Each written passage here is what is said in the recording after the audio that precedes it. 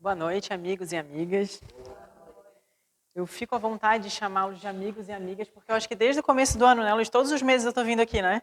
Eu sempre falo isso, mas é que eu fico muito feliz. Essa casa, eu sempre saí daqui muito feliz. Até eu chegar em casa, a energia que eu tô, eu sempre falo às vezes para minha mãe. É quando eu ligo para ela, mãe, às vezes eu saio tão eufórica, tão feliz, com energia tão elevada que se eu botar o dedo na tomada eu acendo a luz. Então eu gostaria de compartilhar isso com vocês. Deixa eu tomar uma aguinha porque eu estou agitada. Mas o bate-papo da nossa noite, apesar de estar fazendo essas brincadeiras, é sério. Eu gostaria de falar com vocês sobre as virtudes do Sermão do Monte. Mas eu vou começar contando uma história. Lá naquele tempo de Jesus, lá quando ele teve a sua passagem aqui pelo planeta Terra, conforme a mensagem dele percorria pela Galileia, conforme ela ficava conhecida pela Galileia, as ruas de Cafarnaum ficavam cada vez mais lotadas de pessoas, em busca de Jesus. Eram pessoas enfermas, pessoas derrotadas de toda sorte, que buscavam o consolo que a imagem, que a presença, que a palavra de Jesus passava, transmitia. Tanto que os discípulos de Jesus eram os mais visados. Frequentemente, um dos apóstolos era cercado por pessoas e naquela multidão um era assaltado. A casa de Simão Pedro, a frente da casa de Simão Pedro, era lotada de pessoas. Infelizes, doentes, que buscavam naqueles discípulos, naquelas pessoas que conviviam diariamente com Jesus, alguma forma de consolo. Em uma dessas tardes, Jesus estava na casa de Levi, que é o apóstolo Mateus, junto com os outros apóstolos, em uma conversação alegre, em uma reunião, como ele sempre se reunia, para falar sobre as palavras do Evangelho. E as ruas de Cafarnaum estavam repletas de pessoas, mas aquele dia elas realmente estavam lotadas. Então, começa o crepúsculo, aquele final de tarde, e Jesus decide se deslocar até um monte que tinha ali perto, às margens do rio Tiberíades. Então ele vai junto com os apóstolos até lá, e as pessoas sabem disso e vão para lá. Então, a encosta do rio, ali a margem do rio, a encosta do morro fica repleta de pessoas. Centenas e centenas de pessoas. Esperando a mensagem de Jesus. Eram velhinhos trêmulos, lavradores simples, mãe solo com seus filhinhos, órfãos, crianças sem pais, cegos, pessoas com algum tipo de deficiência, pessoas machucadas, andarilhos, todos eles esperando por Jesus. Até que, de repente, eles veem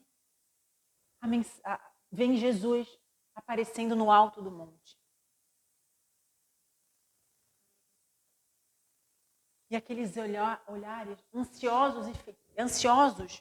ansiosos porque eles esperavam o conforto, a paz que irradiava de Jesus. A paz que emanava da presença de Jesus era tão grande que o seu silêncio era capaz de confortar qualquer coração.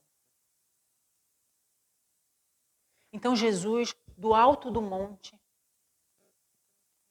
cercado por seus discípulos, entoa a mais bela página de ensino moral já ouvida no planeta Terra, o Sermão do Monte. E ele começa assim: bem-aventurados os pobres de espírito, porque deles é o reino dos céus. Bem-aventurados os aflitos, porque eles serão consolados. Bem-aventurados os mansos e pacíficos, porque eles herdarão a terra. Bem-aventurados os que têm fome e sede de justiça, porque eles serão saciados. Bem-aventurados os misericordiosos, porque eles receberão misericórdia. Bem-aventurados os limpos de coração, porque eles verão a Deus. Bem-aventurados os pacificadores, porque eles serão chamados filhos de Deus. Bem-aventurados os perseguidos por causa da justiça, porque deles é o reino dos céus. E o Sermão do Monte continua. Esse trecho aqui é chamado das bem-aventuranças, que está no Evangelho 5º de Mateus. Essas bem-aventuranças estão no versículo 3 ao versículo 11. E o Sermão do Monte continua por diversos versículos. O Sermão do Monte, entoado por Jesus às margens do rio Tiberíades, representa o mais rico discurso de princípios éticos morais para a nossa evolução. A riqueza desse discurso atravessou séculos e séculos. E até hoje ela encanta poetas, filósofos, pensadores. Tanto que Mahatma Gandhi falou que se todos os livros do planeta Terra se perdessem e se só sobrasse o Sermão do Monte, nada se perderia.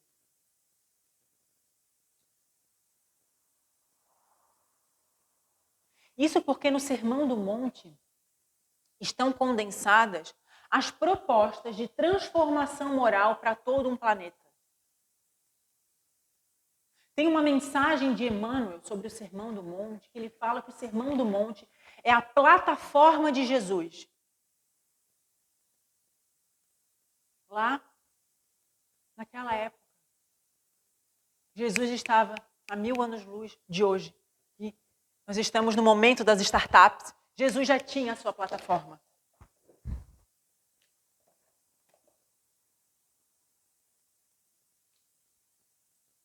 E essa é a grande questão do Sermão do Monte. Porque Jesus nos apresenta um conjunto de valores e princípios para a nossa mudança de conduta. Jesus nos propõe mansidão num mundo cheio de atribulação. Ele nos propõe a paz num mundo cheio de guerra. Mas a guerra aqui não é só aquela com bombas e mísseis. Não. É a guerra que nós criamos dentro de nós e que reverbera ao nosso redor. Um mundo de simplicidade e humildade, onde a proposta ainda é o luxo e o sucesso a todo custo. No Livro dos Espíritos, Kardec pergunta assim: qual o tipo mais perfeito que Deus ofereceu ao homem para lhe servir de guia e modelo? E os espíritos respondem em único e bom som: Jesus. Só que passados mais de 2020 anos, desde a chegada de Jesus aqui, nós ainda não compreendemos a sua mensagem. Desde aquela época em que Jesus proferiu o Sermão do Monte, nós não conseguimos compreender a sua mensagem. Porque da primeira até a última bem-aventurança apresentada no Sermão do Monte, nós temos um caminho a ser percorrido. Um caminho a ser percorrido necessário ao nosso aperfeiçoamento moral. Emmanuel não falou que era uma plataforma? Ou seja, nós temos um mapa que Jesus nos entregou para o nosso aperfeiçoamento. É claro que ele fala o Sermão do Monte de uma forma poética e metafórica. Né? Jesus falava por parábolas. E vocês sabem por que Jesus falava por parábolas? Ele falava por parábolas para que a mensagem dele não fosse perdida nos dias de hoje, até os dias de hoje. Ele sabia disso. Porque naquela época, a riqueza melhor, vou reformular, o vocabulário não era rico. Às vezes uma única palavra para descrever copo, descrevia garrafa, descrevia tablet, descrevia livro. Então, para que a sua riqueza, a mensagem, a essência das suas palavras não se perdessem, ele falava dessa forma. E todas as principais virtudes que nós precisamos nos foram apresentadas no Sermão do Monte. E nas 8 bem-aventuranças estão resumidos os passos para a nossa caminhada espiritual. Então, se nós tivermos um olhar mais atento para cada bem-aventurança, nós vamos encontrar ali uma virtude. Tá, mas o que é virtude? Aí eu fui pesquisar o que era virtude para trazer algo mais concreto para vocês. Daí eu encontrei assim: virtude é a força que age ou que pode agir. Eu falei, não, mas isso é meio subjetivo, assim, não consegui compreender. Porque na minha cabeça, quando eu estava estudando isso daqui, eu pensava, a virtude é aquela pessoa que já conquistou a humildade, por exemplo, já conquistou a fé, a caridade. E eu fui pensando, mas eu preciso pesquisar mais, porque não é assim. Aí eu encontrei uma mensagem de Carlos Torres Pastorino, aquele que faz o Minutos de Sabedoria. Ele fala assim, que virtude é a qualidade de quem tem força, sobretudo moral. Aí aqui, estudando o livro Boa Nova e um livro chamado O Sermão do Monte, do Luiz Sérgio, um psiquiatra espírita, eu encontro que virtude não é uma qualidade de quem já é bom, mas é aquele que busca ser bom. Não diz respeito àquela pessoa que já chegou, já completou a sua caminhada, já chegou ao seu objetivo, mas de quem está ainda caminhando e que busca se melhorar. Aristóteles dizia assim: nenhuma virtude é natural. Logo, é preciso tornar-se virtuoso. É praticando as ações justas que nos tornamos justos. É praticando as ações moderadas que nos tornamos moderados. E praticando as ações corajosas que nos tornamos corajosos. Então, aprende-se a caminhar caminhando. Nós vamos adquirir uma virtude buscando sermos virtuosos. A beleza não está no ponto de chegada, mas está no percurso, na jornada, na nossa caminhada. Ou seja, todos nós que buscamos ser melhores um pouquinho, 0,1% melhor que ontem, somos virtuosos. É algo para todos nós. Jesus falava para todos nós. Esse é um ponto que nós precisamos entender. Não foi porque eu errei ontem e eu caí, que eu coloquei tudo a perder. Se eu tenho essa consciência, eu recomeço hoje. Eu vou buscar ser melhor que ontem. Mas se nós fizermos, se a gente agora precisasse fazer um resumo do Sermão do Monte, tem uma virtude, um elemento que se destaca de todas as outras. É a paz. A todo momento, em todo o discurso do Sermão do Monte, Jesus destaca a paz. Bem-aventurados os mansos e os pacíficos. Bem-aventurados os pacificadores. E depois nas bem-aventuranças, se a gente for ler os outros versículos, a gente encontra outras dimensões à paz. E a pessoa mansa, a pessoa pacífica, é aquela que busca vivenciar a paz. Aquela que vivencia principalmente a paz dentro de si. E tenta transformar, já que ela está em paz dentro de si, ela tenta irradiar, transbordar a paz ao seu redor. É aquela pessoa que no meio de um conflito às vezes silencia. Fica em silêncio para não dar uma resposta e aumentar, jogar mais lenha na fogueira. Já o pacificador, ele está um passo à frente da pessoa pacífica. Porque o pacificador, além de ter conquistado a paz interior, ele vive em meio aos conflitos. Ele vive em meio aos violentos, pacificando. Ele busca transformar o conflito em paz. Ele tenta criar acordos. Ou seja, ele é o ativista da paz. Só que veja que nós não estamos falando de espíritos perfeitos, mas de pessoas que, assim como eu e como você, buscam, de alguma maneira, ser melhores. Deixar a sua vida mais leve e a das pessoas que convivem com a gente. Então, bem-aventurados são pessoas imperfeitas que agem, que buscam conquistar essa lista de virtudes que está lá nas bem-aventuranças. Só que essa conquista tem uma caminhada. E nós não precisamos traçar metas inatingíveis. Basta eu olhar para trás e pensar, se eu for melhor do que ontem, eu venci o meu dia. E cada um sabe no que pode melhorar. Sabe, às vezes, que, poxa, ontem eu fui ríspido com um colega, ontem eu tive um pensamento de inveja, ontem eu fui egoísta. Coisinhas, às vezes, pouquinhas, ontem eu fui mesquinho, ontem eu fui mesquinha. O que eu posso melhorar hoje? Porque só assim, quando a gente faz essas reflexões, é que a gente consegue vivenciar os ensinamentos do Cristo. Aí a gente começa a entender a mensagem dele.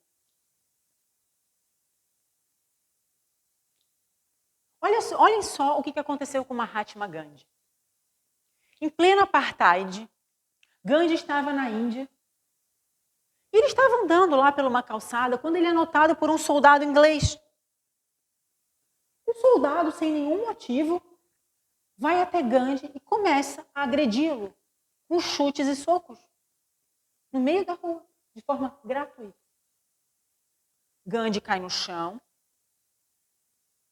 e, sem esboçar nenhuma reação, nem física nem verbal, ele levanta.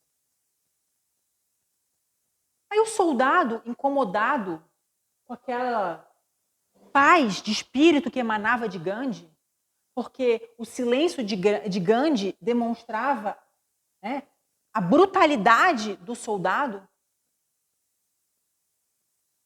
começa novamente a agredir Gandhi e ele cai de novo no chão. E ele levanta e não, totalmente em silêncio, sem fazer nenhuma reação, sem se defender, sem falar nenhuma palavra para o soldado.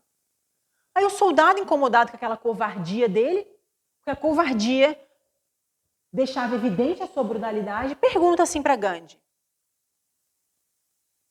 quem te fez ser assim, esse covarde? Aí Gandhi, em respeito, mesmo machucado, olha assim para o soldado e fala: quem me ensinou a ser assim foi esse homem que você carrega nesse crucifixo pendurado no seu pescoço. O magnetismo de Gandhi era tão grande que o soldado desabou no chão em choro convulsivo. Porque o soldado percebe que o modelo de pacificador de Gandhi era o mesmo que ele levava no peito, naquele crucifixo. Ele que se dizia cristão, um seguidor de Jesus, tomando atitudes que deixariam Jesus profundamente triste, profundamente envergonhado, por ele se dizer um cristão. Essa história nós podemos trazer muitos pontos de reflexão, mas tem um que merece destaque, que é como nós podemos nos dizer cristãos, como nós podemos nos dizer seguidores do Cristo, se nós temos comportamentos tão diferente do que ele nos deixou. Porque o verdadeiro cristão é pacífico. O verdadeiro cristão é pacificador. Emmanuel dizia, onde estiveres, pacifica. Seja qual for a ofensa, pacifica. Porque só assim compreenderemos que a paz do mundo começa dentro de nós. Começa por nós.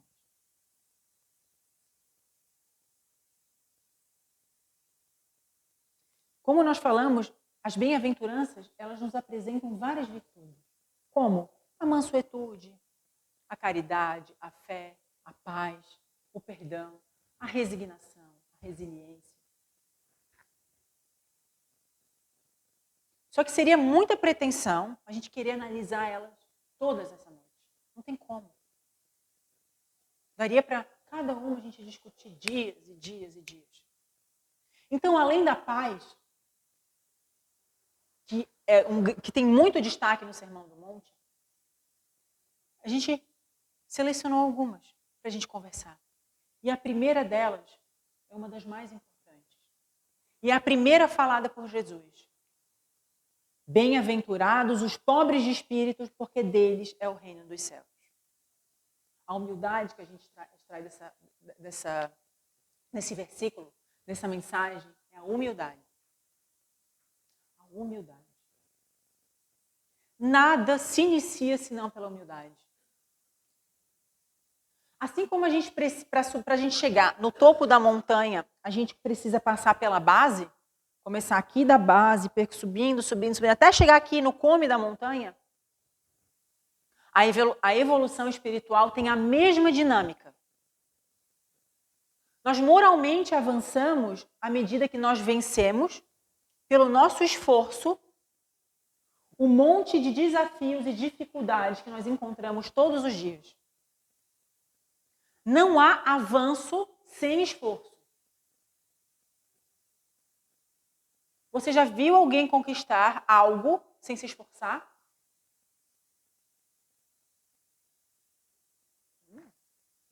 Pode ter histórias aí de que pessoas que ganharam alguma coisa e herdaram alguma coisa, mas se essa pessoa não se esforça, ela perde. Quantas histórias que a gente sabe de pessoas, não que isso seja bom, né? Que é uma prova muito difícil, ganham na Mega Sena e perdem tudo.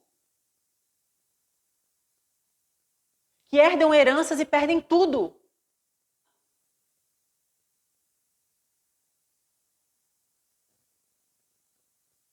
Eu nunca vi ninguém passar num concurso sem esforço, sem muito estudo. É porque às vezes a gente olha para a pessoa que já atingiu o sucesso e acha, nossa, que sorte.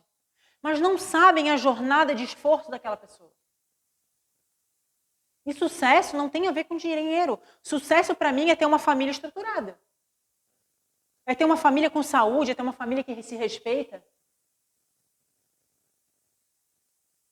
O dinheiro vai ser a consequência dessa base dentro de casa.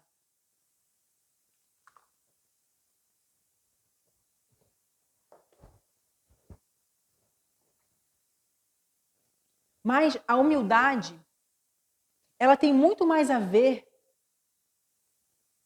com aquilo que Sócrates nos disse. Conhece-te a ti mesmo. Porque para a gente conhecer a nós mesmos, nós precisamos ser humildes. Olhar para dentro de nós e reconhecer o nosso lado luz, aquilo que a gente já conquistou de bom, mas também o nosso lado sombra. Aquilo que nós precisamos melhorar.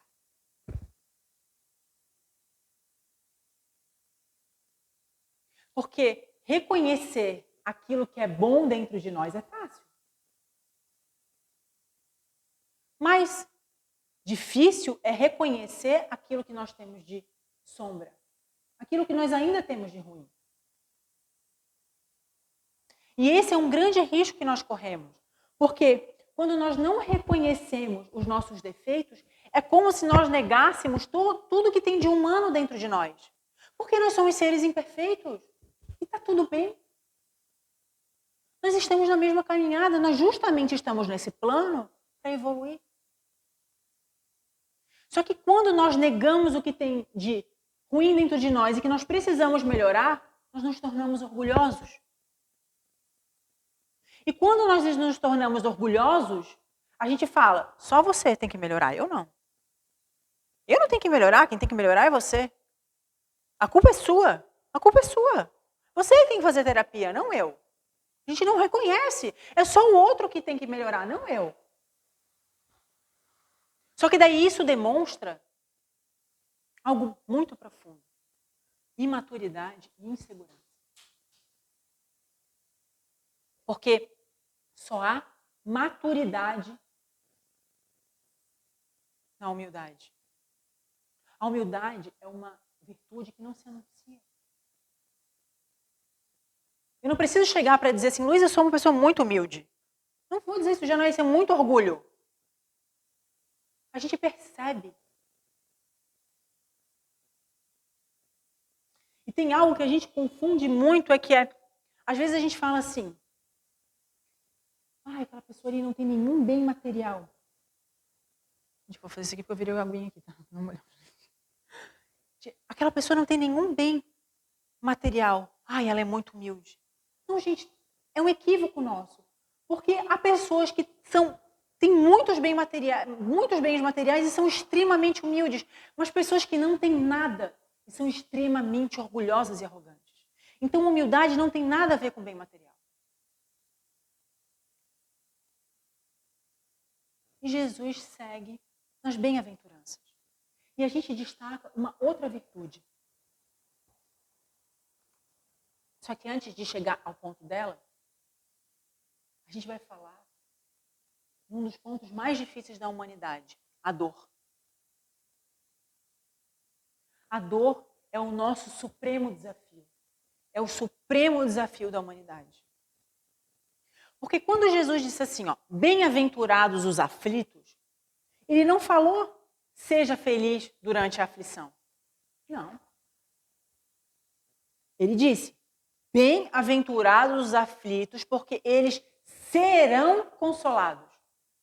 Serão consolados, ou seja, depois da aflição, no futuro, serão consolados. O sofrimento sozinho não gera progresso. As aflições são oportunidades de crescimento. São oportunidades que ajudam no nosso desenvolvimento interior. Quantos de nós têm histórias de momentos difíceis, de dor, mas foi daquele momento de dor que a gente criou uma fortaleza interior indestrutível? A minha tia teve câncer de mama e foi bem severo. Ela já era uma pessoa forte, mas depois dessa doença, que a gente sabe que é difícil, ela se tornou uma fortaleza. Eu não conheci, ela já desencarnou, uma pessoa com mais fé do que aquela mulher.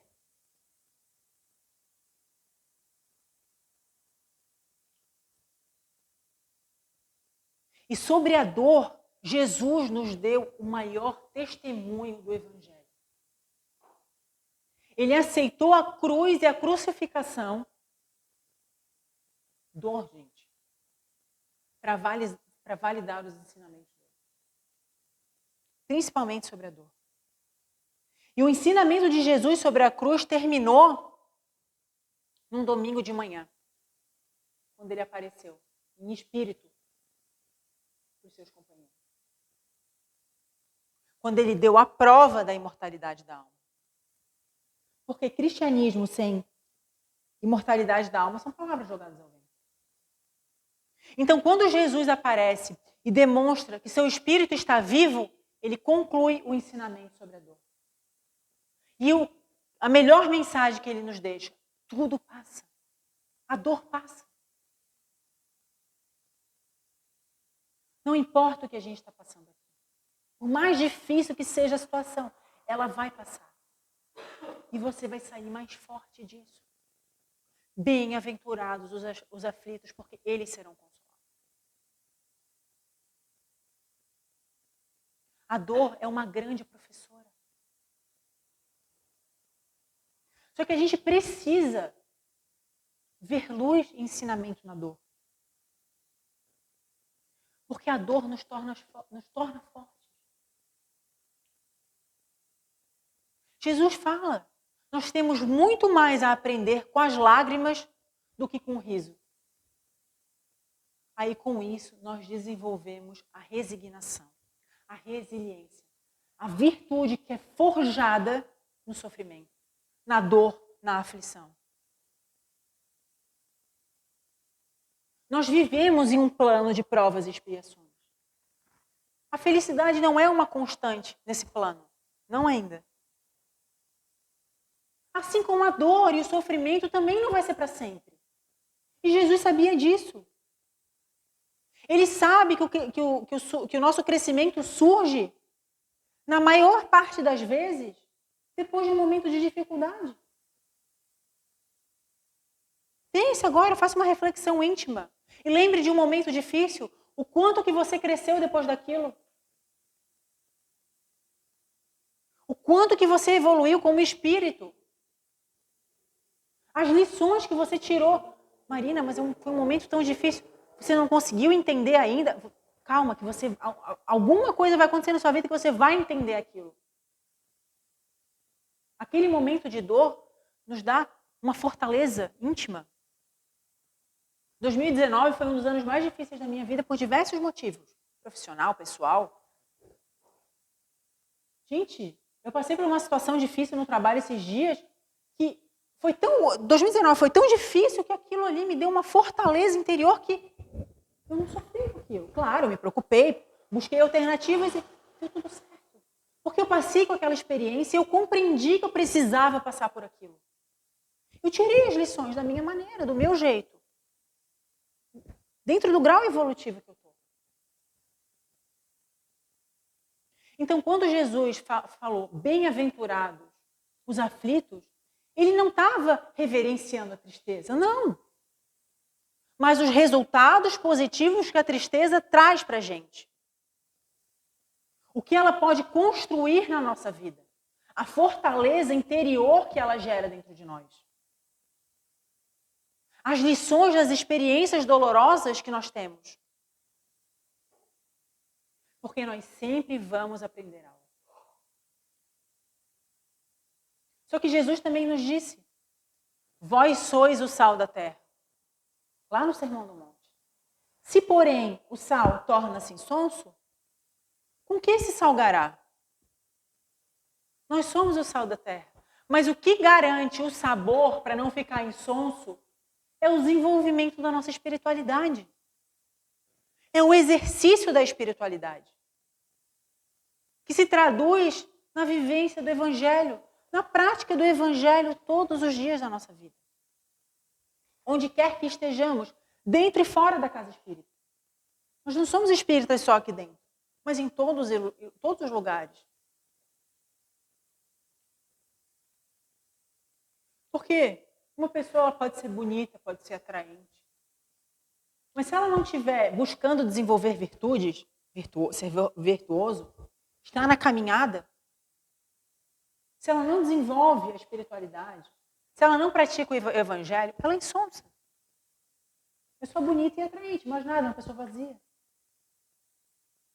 Se uma casa é bonita, moderna, confortável, mas não existe prática do evangelho do lar lá dentro, essa casa é fria. Não tem Jesus lá dentro. É vazia. Então essa é a pitada de espiritualidade que faz diferença na nossa vida. Que faz diferença no nosso trabalho. Que faz diferença nos nossos relacionamentos. A vivência do evangelho.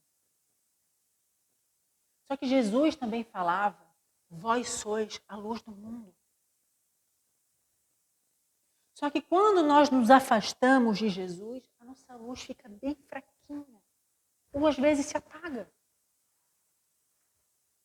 Porque nós só seremos luzes no mundo se nós buscarmos que as nossas condutas sejam pautadas no Evangelho. Poxa, Marina, mas eu pratiquei uma conduta que não era tão pautada. Não era? Fugia muito. Jesus não ia gostar muito. Tá tudo bem, você reconheceu. Isso é ser humilde. Você reconheceu um erro e está tudo bem. Nós erramos todos os dias. Mas a gente sabe, conserta. Aí daqui a pouco a gente vai, erra de novo, cai. Vamos lá e consertamos. Só que nossas quedas vão ficando cada vez mais espaçadas, até que a gente não vai cair mais nisso. Isso que a gente precisa reconhecer. Amigos e amigas, Jesus ele nos deixou o Sermão do Monte como o mais belo ensino de princípios cristãos para a nossa vida. É um modelo a ser seguido que não existe falha. É 100% seguro e não é propaganda enganosa. A nossa trajetória começa na base da montanha e vai até o cume. E isso, todo esse nosso caminhar até o cume da montanha, corresponde ao nosso processo de evolução espiritual, que é de dentro para fora. Lá da montanha, do alto do monte, falou Jesus. E lá ele nos espera. E ele nos deixou um tesouro, que é o Sermão do Monte, o nosso guia. E Kardec nos deixou um mapa, que é a codificação dos espíritos. Só que a caminhada é de cada um. Eu não posso caminhar pelo Luiz, o Luiz não pode caminhar. Nós podemos dar as mãos e caminharmos juntos, um ajudando o outro. Mas a evolução depende de cada um de nós. Para a gente encerrar, que eu passei um pouquinho, eu vou ler um trechozinho de uma mensagem de Humberto de Campos no livro Boa Nova, que fala como que foi aquele dia do Sermão do Monte, como que estava a natureza na Galileia, como que estava o ambiente em Cafarnaum. Depois de Jesus terminar o Sermão do Monte, do alto do monte soprava um vento leve, em deliciosas vagas de perfume. As brisas da Galileia se haviam impregnado da virtude poderosa e indestrutível daquelas palavras. E obedecendo a uma determinação superior, iam espalhar-se entre todos os aflitos da terra. E até os dias de hoje consolam o nosso coração. Muito obrigada.